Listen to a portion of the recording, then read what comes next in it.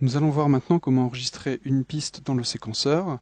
Ça peut être très utile d'enregistrer directement dans le séquenceur. Si par exemple vous enregistrez des comédiens, deux comédiens dont chacun aura un micro, qui enregistreraient chacun sur une piste, ou éventuellement un bruiteur, ou qui utiliserait plusieurs micros simultanément, bref, tout un ensemble de situations pour lesquelles on va vouloir enregistrer directement dans le séquenceur. Alors, pour ce faire, c'est pas compliqué. Comme on l'a vu tout à l'heure, il faut mettre la piste sur laquelle on veut enregistrer en attente d'enregistrement. Je vais renommer la piste voix. Voilà. Je la mets en attente d'enregistrement. Et là, tout d'un coup, j'ai mon vumètre qui commence à m'indiquer le signal d'entrée.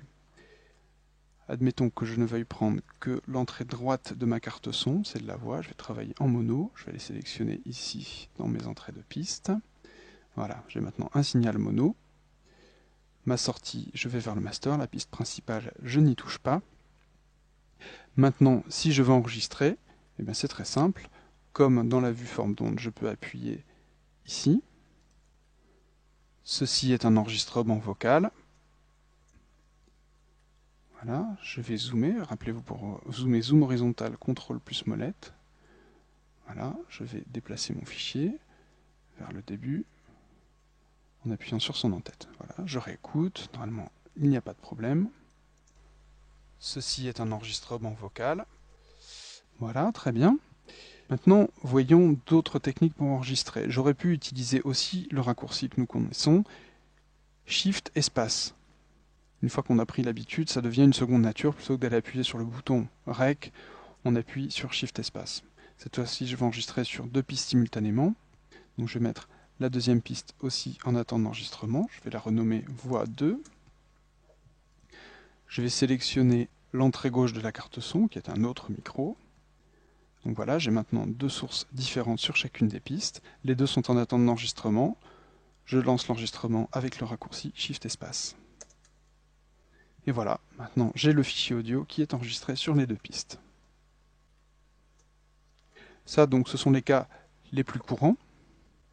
Maintenant, on peut avoir un cas où on veut enregistrer du son juste sur une partie temporelle. Souvent, quand on va faire du remplacement, par exemple, on ne veut pas enregistrer du signal par-dessus un clip qui serait déjà existant. Par exemple, si je vais écarter un petit peu mes clips ici, celui-là, je vais le supprimer, je n'en ai pas besoin pour le moment. Je vais enregistrer de l'audio uniquement ici, entre mes deux clips. Par défaut, Audition va me créer des points de ce qu'on appelle punch-in, punch-out dans les autres logiciels, c'est-à-dire que, quel que soit le point de départ de ma tête de lecture, entre la partie gauche de la sélection et la partie droite de la sélection, il va enregistrer. En dehors de ça, il ne va pas enregistrer. Donc je déplace ma tête de lecture un petit peu avant. Je vais lancer l'enregistrement. Il faut que je remette ma piste en attente. Voilà. Allons-y. Là, je parle, mais ça ne superpose pas. Et à partir de maintenant, je rentre dans la sélection temporelle. Et là, effectivement, le signal est enregistré. J'en sors. Et là, il n'est plus enregistré. La piste est de nouveau en lecture. C'est donc le principe du punch-in, punch-out. Ce qui me permet de faire un travail d'édition, de remplacement de dialogue assez rapide et assez efficace. Enfin, pour être complet, je dois aussi vous dire que vous pouvez enregistrer à la volée. Admettons par exemple, nous sommes en lecture sur la piste 1, voilà, et la piste 2 est en attente d'enregistrement.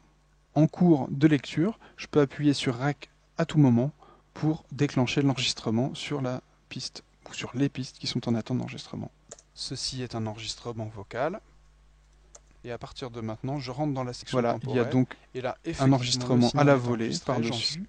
Je peux arrêter. J'ai le fichier audio qui est enregistré sur les deux pistes. Je peux reprendre l'enregistrement à la volée autant de fois que nécessaire, ce qui dans certains cas pourra peut-être vous être utile.